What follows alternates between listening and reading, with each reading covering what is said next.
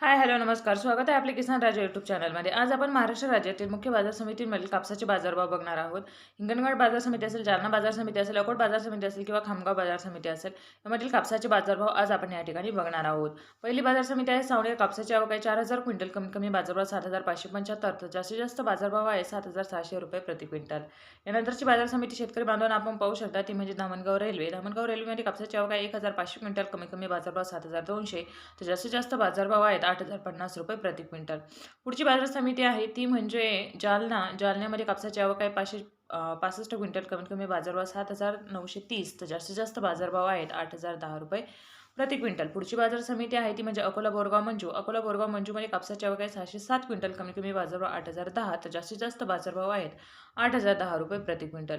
पुढची बाजार समिती आहे अकोला. अकोल्यामध्ये कापसाची आवक आहे 647 क्विंटल. कमीत कमी बाजारभाव 8,010 तर जास्तीत जास्त बाजारभाव आहेत 8,010 रुपये प्रति क्विंटल. यानंतरची बाजार समिती आहे ती म्हणजे देऊळगाव राजा. देऊळगाव राजामध्ये कापसाची आवक आहे 1,500 क्विंटल. कमीत कमी बाजारभाव 7,500 तर जास्तीत जास्त बाजारभाव आहे 7,815 रुपये प्रति क्विंटल.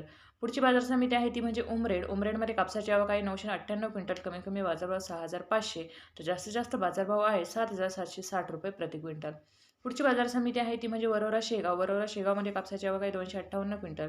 कमीत कमी बाजारभाव 6,900 तर जास्तीत जास्त बाजारभाव आहे 7,600 रुपये प्रति क्विंटल. पुढची बाजार समिती आपण पाहू शकता ती म्हणजे पुलगाव. पुलगावमध्ये कापसाची आवक आहे 3,300 क्विंटल. कमीत कमी बाजारभाव 6,900 तर जास्तीत जास्त बाजारभाव आहेत 8,010 रुपये प्रति क्विंटल. नंतरची बाजार समिती आहे ती म्हणजे हिंगणघाट. हिंगणघाटमध्ये कापसाची आवक आहे 13,000 क्विंटल. कमीत कमी बाजारभाव 6,700 तर जास्तीत जास्त बाजारभाव आहेत 8,000 रुपये प्रति क्विंटल. धन्यवाद शेतकरी बांधवांनो. चॅनलला सबस्क्राईब करा, व्हिडिओला लाईक करा आणि हा व्हिडिओ जास्तीत जास्त शेअर करा.